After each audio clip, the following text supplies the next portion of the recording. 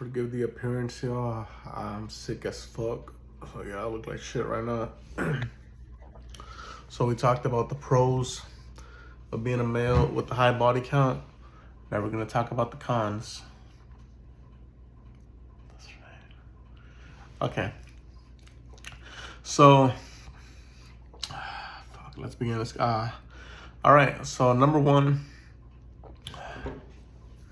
your family is gonna think low of you. And regardless, yeah, your family's gonna think low of you. They're gonna think you're disgusting. They're gonna think you're a slut. My own family, they growing up as a teenager, being a teen, like my parents and my aunts and uncles, they would like tell their kids and then tell my siblings, like not to drink after the same cup as me. I'll be, stupid shit that they say, or they say that I'd be a bad influence, or they say that guy's just a hoe, or bunch of shit like that. Another thing is, if you have a high body count as a male, you more than likely have had, ran a risk of STDs, or you have an STD. Thanks Satan, I don't have any. I am grateful for that. Now, a third, being a man with a high body count. Once you have a high body count, I know guys like to pick on women and say like only women with high body counts can't pair bond, but the truth is, neither can we. So for me personally, it's very hard for me to actually find somebody attractive, and it's very hard for me to actually genuinely like somebody. So when you do find somebody and you really like them a lot, and like it isn't always mutual. So you have difficulty pair bonding. There can be people that are great people and they'll really be into you, they'll really like you, but you just can't feel shit for them. Like no matter what you do, what you try, you just can't make yourself feel shit for them at all. And it kind of seems, fucked up because you're wasting their time and all. And number four, being a guy with a high body count,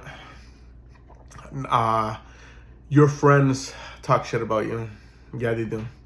Yeah, they really do. Like, if you have like your guy friends, they their girlfriends don't want their boyfriends, your friends, they don't want them hanging out with you. Your male cousins' wives, they don't want your guy cousins hanging out with you because they think you're gonna be a bad influence on them, and that you're gonna get them to go cheat on them and all that bullshit.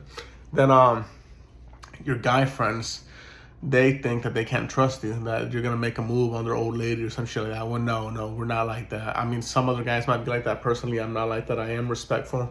Now, I know I've messed around with married women before, but I had no affiliation to their husbands or boyfriends at all. Another thing, I started noticing this after I became a dad at 24, and I was a single dad when I was about to turn 25. The only majority of the women that are interested in you are married women that they want you to be their side piece, the side vato. And some of them you can really grow to like, but they only see you as something sexual, nothing more. They're just gonna waste your time. They're just gonna use and abuse you. And then the second types of women will be older divorced women that want you to be their part-time sugar baby. Now, I say part-time sugar baby because they see you as low value, so they're not gonna really commit to you too much. And most of these older divorced women, these sugar mamas, they're old, bitter women. A lot of them are like drunks, or a lot of them they're just bitter about their divorces and their lives where they're at. Even though they initiated the divorce and they're living well off their husband's money, they're still miserable and they just want like a young piece of ass to fuck around and do shit like that. So yeah, they'll buy you nice things, they'll even throw money at you, but they're not gonna give you that lavish life that they would give a Chad, a Tyrone, or a Pookie and Ray Ray, or like that, or something that like the average woman that is what the sugar daddy would get. You're not gonna get that. You're gonna get breadcrumbs of the sugar baby lifestyle. That's why I call it part-time sugar baby.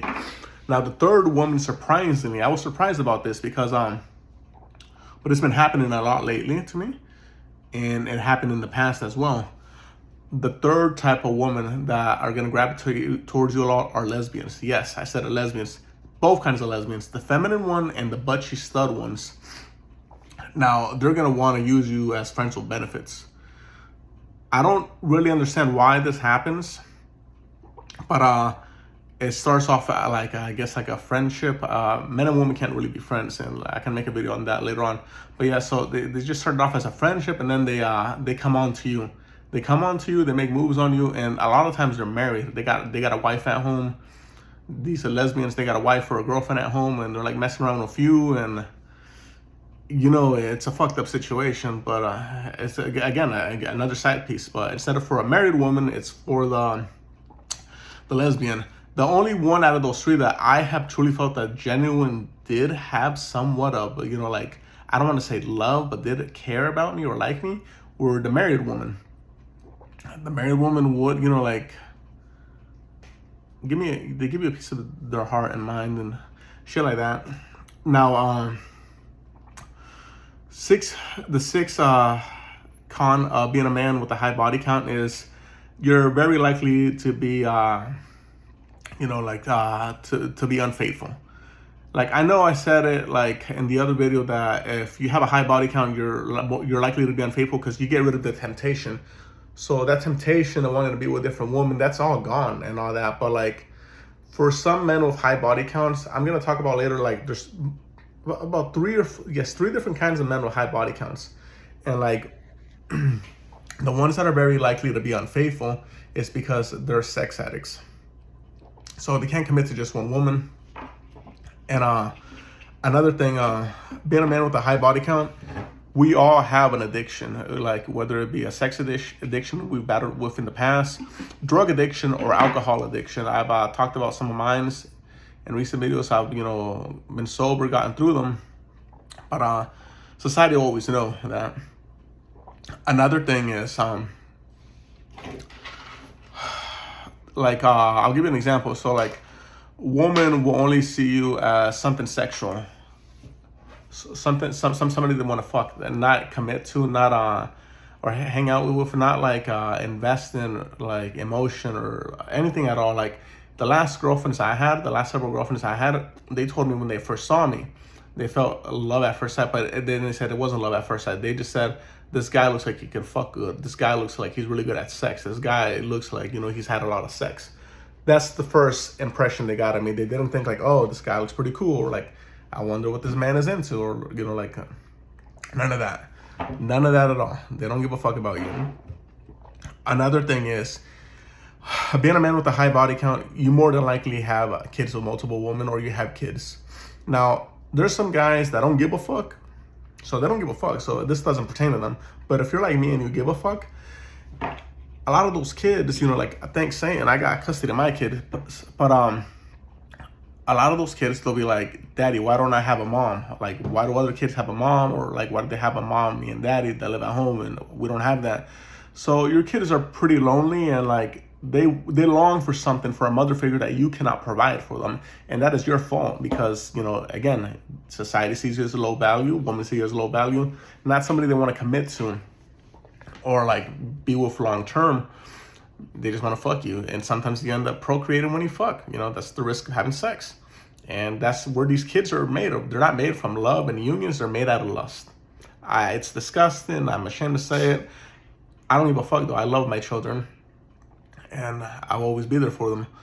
Now, another con of being a man with a high body count, you're always depressed. You're always depressed, or you're always mad. Because deep down inside, you know, and you're never really happy about shit either. And yeah, like that. And like, another thing that has become normal, like growing up, you know, like if you're around my age, there was always that chick that was like the town slut. Everybody like fucking uses her to start off on. Like, you want some sexual experience, your dating experience, you start off on her, you become that person. Yes, you become that person. So body count does matter for men and women. Now, if you're a guy that's just like a sex addict and doesn't give a fuck, then this doesn't pertain to you. But if you're like an average or decent person, then these are the cons that, you know, you're going to end up running into. So in the long run, the cons outweigh the pros. The pros are good in the beginning when you're in your like teens and 20s. But once you hit your like your mid 20s and older, the cons are just way worse. The cons outweigh the pros, and that's it. That's what happens. You're a man with a high body count.